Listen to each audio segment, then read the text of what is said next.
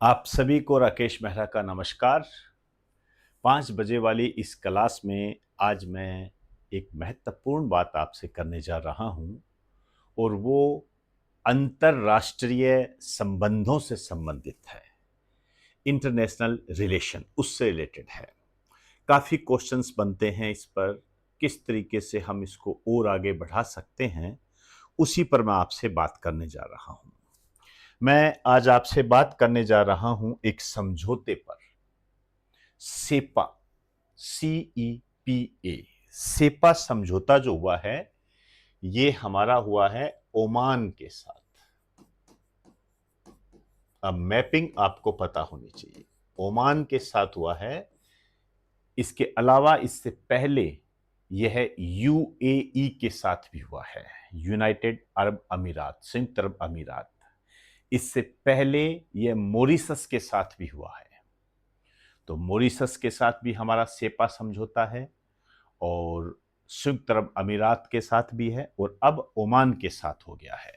और ये ओमान के साथ जो हुआ है ये लागू जो हुआ है 1 जून 2026 को,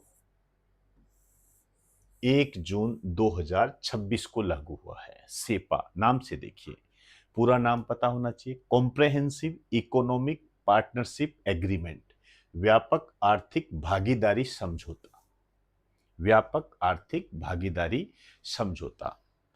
ध्यान रखें कई जगह पर आपको FTA मिल जाएगा, फ्री ट्रेड एग्रीमेंट।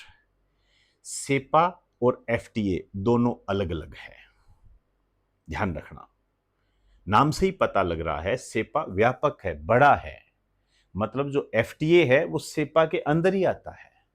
जैसे हमने ब्रिटेन के साथ FTA किया, इसके अलावा हमने EU के साथ FTA किया, वो FTA है, वो सेपा नहीं है। FTA सेपा के तहत ही आता है। ये देखो मैंने डायग्राम बनाया है।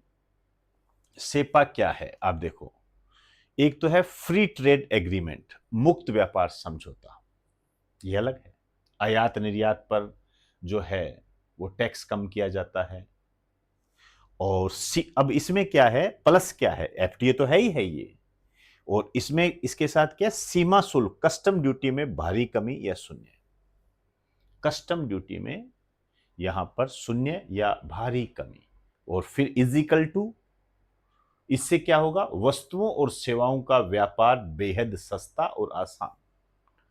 गुड्स एंड सर्विसेज दोनों इसके अंदर आती है। तो आप शायद सेपा और FTA में अंतर समझ गए होंगे। सेपा बड़ा है, व्यापक है, कॉम्प्रहेंसिव है, FTA इसके अंदर ही आता है। क्लियर होगी बात सारी? चलो ये गड़बड़ी मत कर देना। यह दोनों देशों के बीच व्यापारिक और रणनीतिक संबंधों को एक नए स्तर पर ले जाने वाला ऐतिहासिक समझौता है। तो आपको मैं बता दूं, ओमान के साथ लागू हुआ है, इससे पहले UAE और मॉरिशस के साथ लागू है, हो चुका था पहले। अब आप देखिए, सामरिक गलियारा, ओमान का भू राजनीतिक महत्व, strategic corridor, geopolitical of Oman, ये ध्यान रखना है आपने। ये मैप है, एटलस निकालिए, देखिए, मैं दिखा भी रहा हूं, ये एक अलग बात है। आप देखिए इधर, ये देखो, ये ईरान है, ये ओमान है, ये पाकिस्तान है, ये इंडिया है, ये ऐसे। भारत का जो पश्चिमी क्षेत्र है, पश्चिमी भारत, ये ओमान के साथ ऐसे, ये गलियारा बन गया, देख लो, सामरिक गलियारा। ये यहां क्या लिखा हुआ है, ओमान क्या है, खाड़ी देशों का प्रवेश द्वार। आपसे पूछा जा सकता है भारत के लिए खाड़ी देशों का प्रवेश द्वार कौन सा है। एक बार इस संबंध में क्वेश्चन ऐसे पूछा गया था, भारत के सबसे निकटतम खाड़ी देश कौन सा है, gulf country, nearest gulf country of India, Bharat के सबसे निकट खाड़ी देश कौन सा है, ओमान है। ये बिल्कुल आपके सामने, यह सारे ओमान है। समझ रहे हो बात को? ये रहा, गौर से देखिए इसको। और यहां आपको थोड़ा सा रिवीजन करा दूं, क्योंकि गल्फ कंट्री जो होती है, जैसे ये आप देख रहे हो, ये पानी है, ये क्या है, ये है आपकी फारस की खाड़ी, याद आ रहा है? अभी IAS में भी इस पर क्वेश्चन आया था, ये फारस की खाड़ी है। यहां जो देश है वो कौन से हैं? Gulf countries. कहीं है भी नहीं, वो एक अलग बात है। ये क्या है? ये पूरा ये ओमान की खाड़ी है, याद आ रहा है? ओमान की खाड़ी, ठीक है ना? ये देखिए, इसको आप क्या लिखोगे? ये वाला, ये है आपका हार्मुज स्ट्रेट। ये हार्मुज स्ट्रेट, रिवीजन की दृष्टि से आपको बता रहा हूं, क्लियर? ये ओमान है, ये यमन है, ये यमन है, यमन। हूती, हूती विद्रोहियों का गढ़, बाबल मंडेब को बंद कर देंगे। बाबल मंडेब यहां है, ये रही बाबल मंडेब, अदन की खाड़ी और लाल सागर को जोड़ती है, पहले बताया हुआ है। ये बातें भूल मत जाना। जो बच्चे नए हैं वो पुराने वीडियोस देख लो, नहीं तो यहां से नोट कर लेना। ये बिल्कुल भी नजरअंदाज नहीं कर सकते।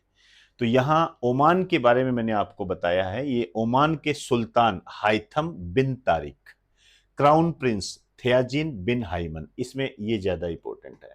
दरअसल ज्यादातर यात्रा पर यही रहते हैं, थियाजीन बिन हाइथम, ये ध्यान रखना, क्राउन प्रिंस। और ओमान के बारे में यदि मैं आपसे कहूं, भारत के सबसे निकट खाड़ी देश, ये आपके एग्जाम में आया हुआ है, भारत के सबसे निकट खाड़ी देश, सबसे निकट खाड़ी देश है ये। खाड़ी देशों का प्रवेश द्वार कौन सा है? ओमान, भूल के भी मत भूल जाना। राजधानी क्या है ओमान की? मस्कट, मस्कट राजधानी है। करेंसी क्या है? रियल,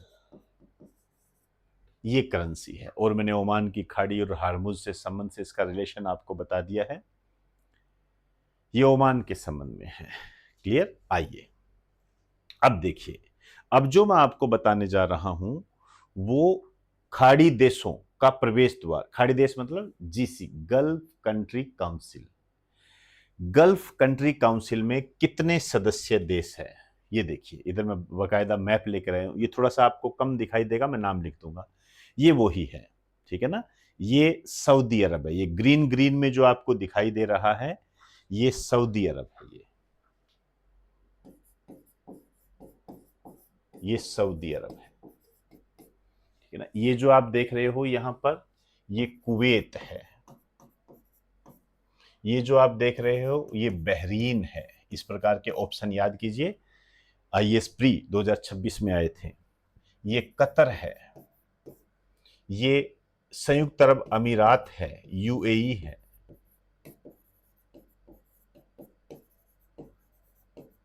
ये क्या है? ये ओमान है, ये ओमान है। तो कितने देश हो गए? 6। तो ये सारा जो सिस्टम है इसे हम बोलते हैं GC, GCC, gulf country council.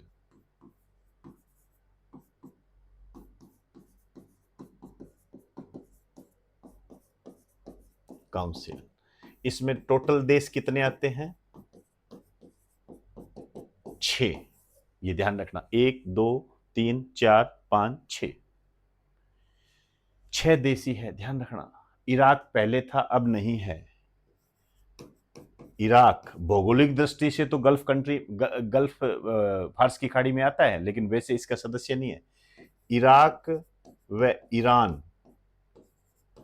इसके सदस्य नहीं है, ये बात ध्यान रख लेना। ये इसका मोस्ट इंपॉर्टेंट पॉइंट है ये, ठीक? नेक्स्ट आ जाइए। भारत ओमान सेपा के 3 प्रमुख स्तंभ, 3 pillar of India Oman CEPA. वस्तुओं का व्यापार करेंगे, ट्रेड इन गुड्स। 80% भारतीय उत्पादों पर कस्टम ड्यूटी शून्य। थोड़ा सा ध्यान रख लें, कौन से क्षेत्र में? पेट्रोलियम में, कपड़े में, इलेक्ट्रॉनिक्स में, मशीनरी, कृषि उत्पाद जैसे चावल, मांस हो गया। सेवा क्षेत्र में ट्रेड इन सर्विसेज, कुशल पेशेवरों के लिए नियम आसान, पैसे IT engineer, doctor, CA, nurse, इनका आदान प्रदान, इनके जो अनुभव है उनका शेयर किया जाएगा। निवेश, investment, sovereign wealth fund, sovereign wealth fund का भारत में निवेश, वेल्थ से संबंधित है ये। बुनियादी ढांचा, इंफ्रास्ट्रक्चर डेवलप करेंगे ऊर्जा के क्षेत्र में और डिजिटल इकोनॉमी के संबंध में, ये होगा। तो आपके सामने है ये चीजें सारी, आपने इसको जाना। भारत के लिए रणनीतिक और आर्थिक लाभ, strategic and economic benefit of होगा ही होगा।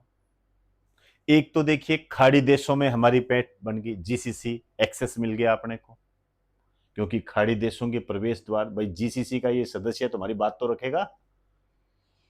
और रोजगार के अवसर, अब आप खुद देखिए जब इंफ्रास्ट्रक्चर पर निवेश हो रहा है, ओमान यहां पर निवेश करेगा, हमारी वस्तुएं, जैसे हम यहां से, ओमान हमसे कपड़ा मंगाएगा, यदि ओमान हमसे कपड़ा सिले हुए वस्त्र मंगाता है तो यहां सिले हुए वस्त्र भारत के अंदर ही बनेंगे। भारत में बनाएगा कौन? लेबर, श्रम बनाएगी। तो रोजगार मिला कि नहीं मिला? ओमान ऑर्डर देगा कि मुझे इतने कपड़े चाहिए, तो यहां कपड़े तो बनाने पड़ेंगे ना, तो रोजगार के अवसर बढ़े। ऊर्जा सुरक्षा मिली, कच्चे तेल और एलएनजी के लिए ओमान पर निर्भर है, इसको आप टिक कर लीजिए। भारत कच्चे तेल जो क्रूड ऑयल है और एलएनजी के लिए ओमान पर निर्भर है। ये एलएनजी एक नया शब्द है, इसको भूल मत जाना। एलएनजी, एलएनजी ध्यान रखना, ये है एलएनजी, मैंने आपको बताया हुआ है। ये है liquefied natural gas, liquefied natural gas, ध्यान रखना। जो एलपीजी का हम कनेक्शन लेते हैं ना, मतलब आप जो घर में खाना बनाते हो और जो गैस जिसका इस्तेमाल करते हो, यदि उसका बिल आता है तो वो एलएनजी। समझ में आई बात सारी? वैसे क्या नाम होता है उस सिलेंडर का? एलपीजी, वो लिक्विफाइड पेट्रोलियम गैस होता है, वो अलग है। इस संबंध में मैंने आपको बात बताई हुई है, ठीक है ना, इसलिए आपका इस बारे में पूरा ध्यान रखना है एलएनजी के संबंध में। आप देखिए पूर्व में भारत यूएई और मॉरिशस के साथ सेपा कर चुका है, ये बात पहले ही बता चुका हूं, लेकिन यहां आपके लिए एक बात और बताना चाहूंगा। जैसे ये यूएई है, इसने